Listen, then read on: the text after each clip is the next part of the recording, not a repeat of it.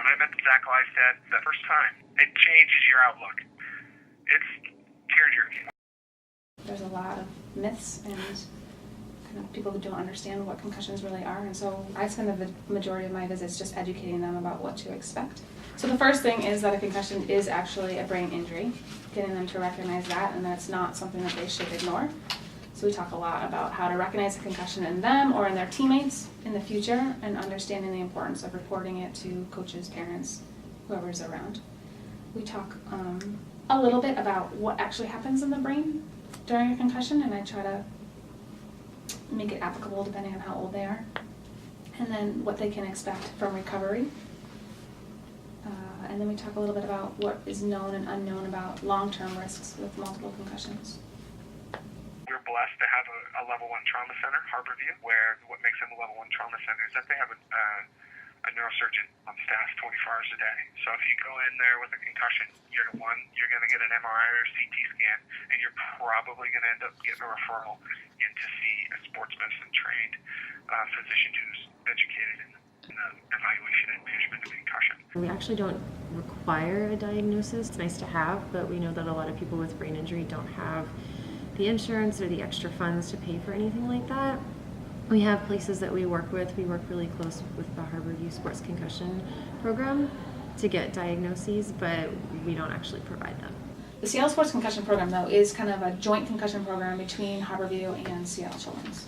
After the Lystad Law, one of the worries was that it was going to require kids to see a physician, and what if those kids didn't have insurance, then what happens?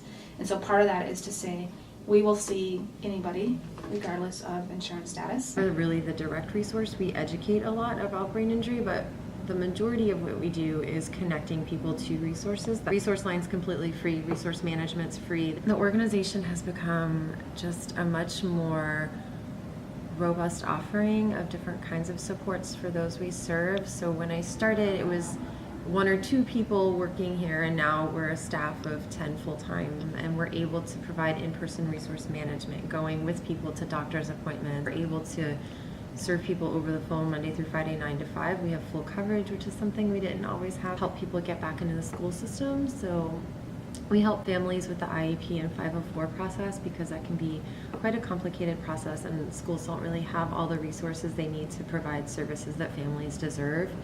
So we do a lot of negotiating, working with schools to help them understand the brain injury, working with families to help them understand their rights and what their children are entitled to, and helping them get the supports they need so that their kids can successfully go back to school. Families are going through this. It could be a nonstop second job, just trying to find the resources they need. Brain injury is called the silent epidemic because it's hidden, so you can see broken bones and scrapes and bruises, but you can't really see brain injury, and a lot of people don't talk about it.